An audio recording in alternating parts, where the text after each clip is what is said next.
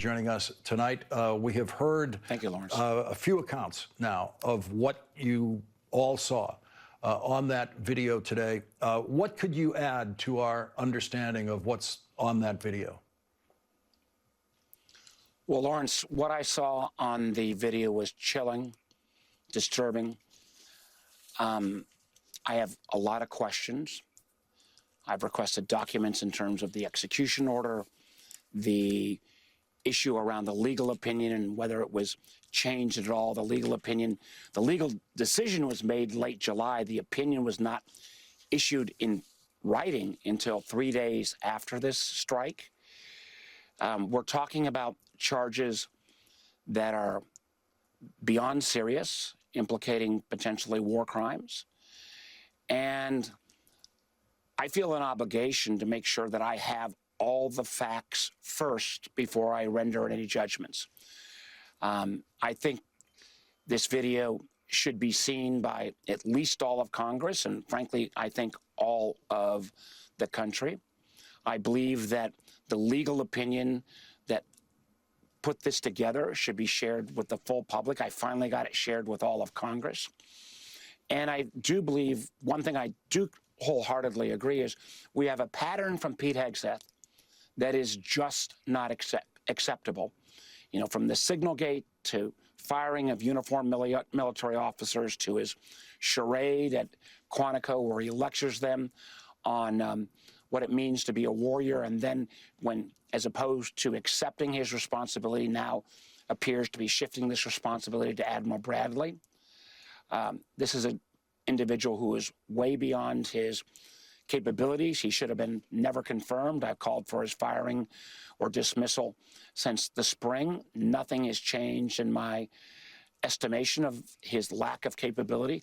But the very specific questions that you and others have a right to ask, I'm not going to draw any conclusion because the ramifications of this are so serious in terms of how our military acts and what level of responsibility they're held to, that I just feel we've got to get all of the data points. But the presentation today, and I had the opportunity, frankly, to do this for more than an hour with no other members in the room.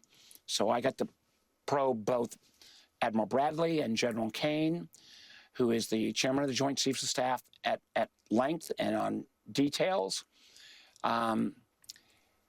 And we got to get this additional information. This is not something that's going to end today, regardless of what colleagues or regardless of what the administration may try to say case closed. This case is not closed by any means. Did you have questions today specifically about that mission and about that attack that Admiral Bradley could not answer? I had questions both on process that I've got to get answers for, but the underlying theory of the case, and you mentioned this earlier in your opening, that obviously these drug cartels are dangerous. We need to stop them.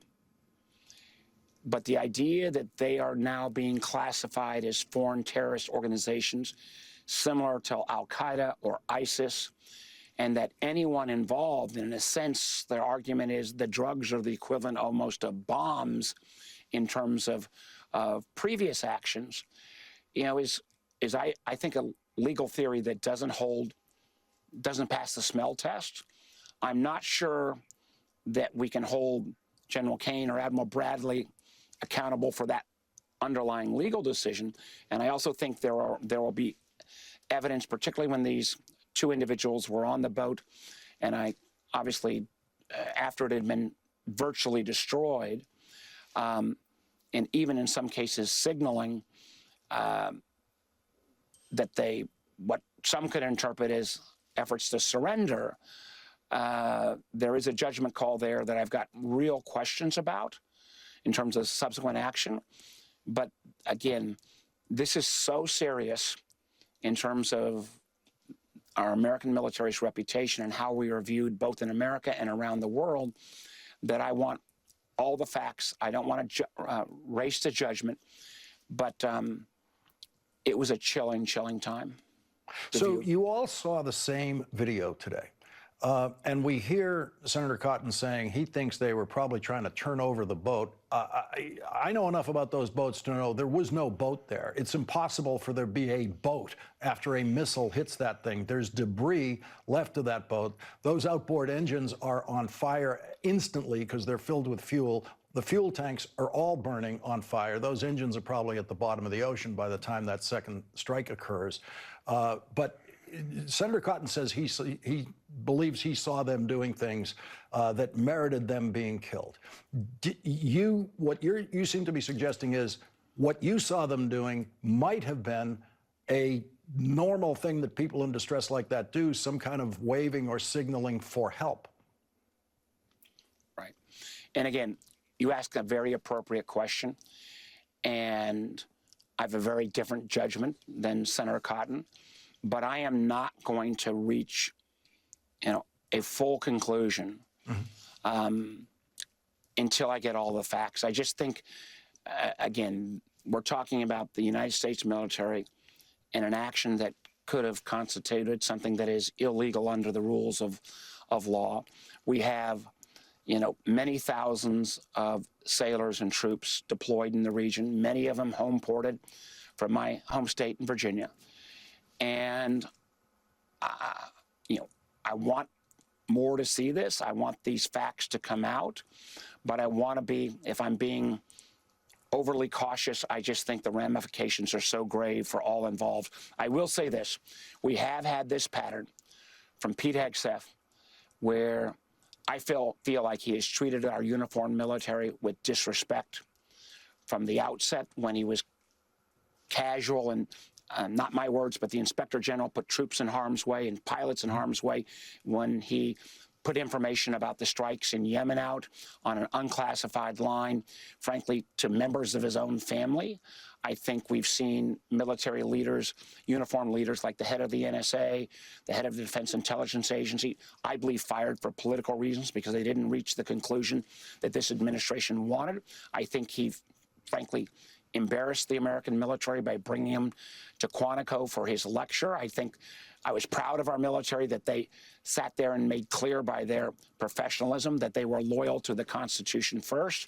And then we have this incident again where this guy has a lot of bravado until I believe mistakes were made, and he is now trying to run from that responsibility. And whether he excuses through fog of war, whatever terminology, it is not, it is, I believe, again, disrespectful to the military service, not only of Admiral Bradley, who I've got questions about his judgment on this call, but in terms of how he has performed this job. And again, why I continue to call for his firing or she should be dismissed.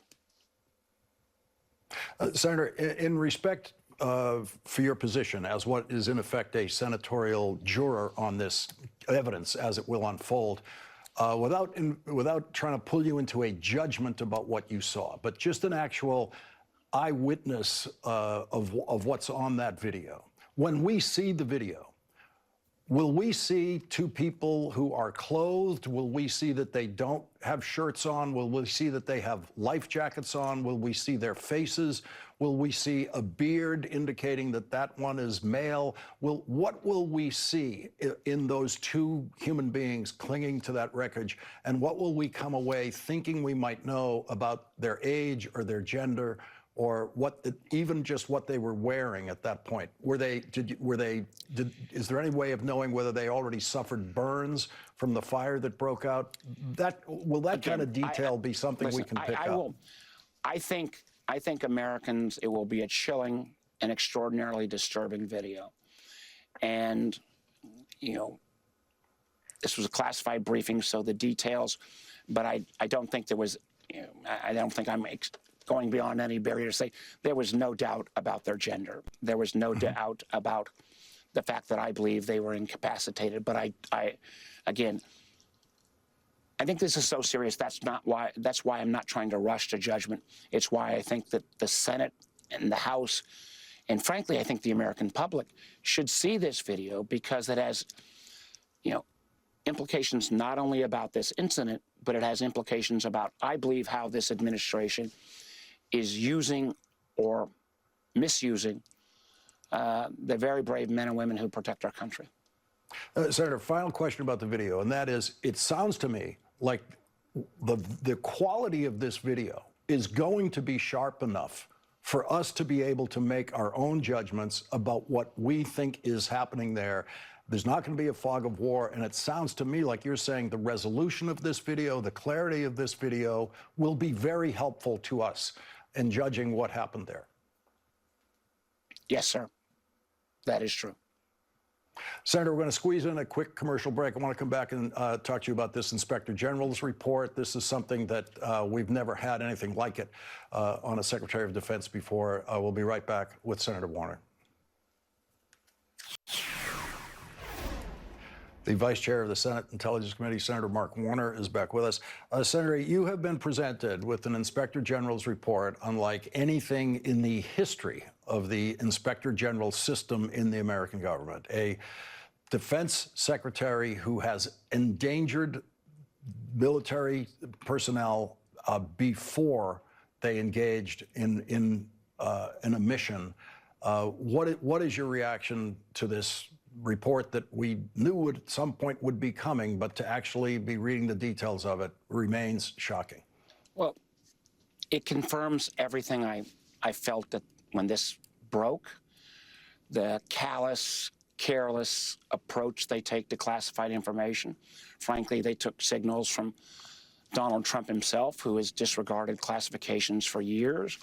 We do this we do this to keep people safe. And, this Secretary of Defense,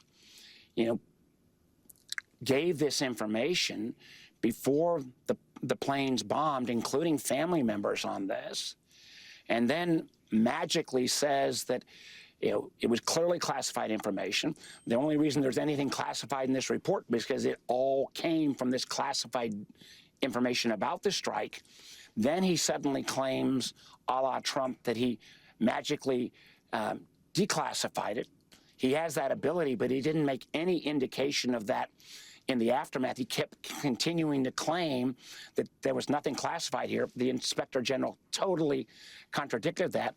And then the Inspector General, reached the conclusion, which is 100% accurate, that he put potentially our troops and our pilots in harm's way.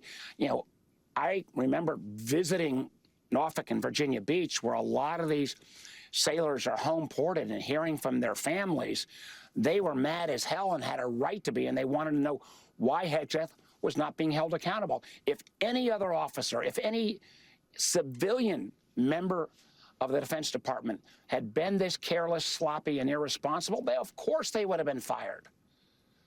But he continues along the way. Senator, he refused to cooperate with the Inspector General's investigation. Is he going to be able to do that with the Senate? We have to have a willingness, of my Republican colleagues to grow a backbone and grow a spine. I've been accused by my Democratic friends many times of being way too bipartisan, but I have lost that trust because at least I thought when it came to national security, when it came to these kind of items, whether it was strikes in the Caribbean or misusing or classified information about a strike in Yemen, or a whole host of items that I've enumerated on the floor in terms of undermining of the integrity of our intelligence community ability to speak truth to power, or the politicization of the FBI. Thank God we got that bomber today, but maybe we could have gotten him earlier if they hadn't fired the major leaders of all the parts in the FBI and frankly had not taken 45% of the FBI agents that were doing counterterrorism and put them on immigration detail. We've never, you let in on this. We've never seen activity like this. And we will only hold Hegseth accountable in our system if my Republican friends can find their spines, or if the American people in the midterms vote in record numbers to say, we've got to put a check on this irresponsible administration. Senator Mark Warner, thank you very much for joining us tonight. Thank you. Thank you. Coming up, Lieutenant General Mark Hertling says the fog of war is not an excuse. Now we know there was no fog of war. General Hertling will join us next.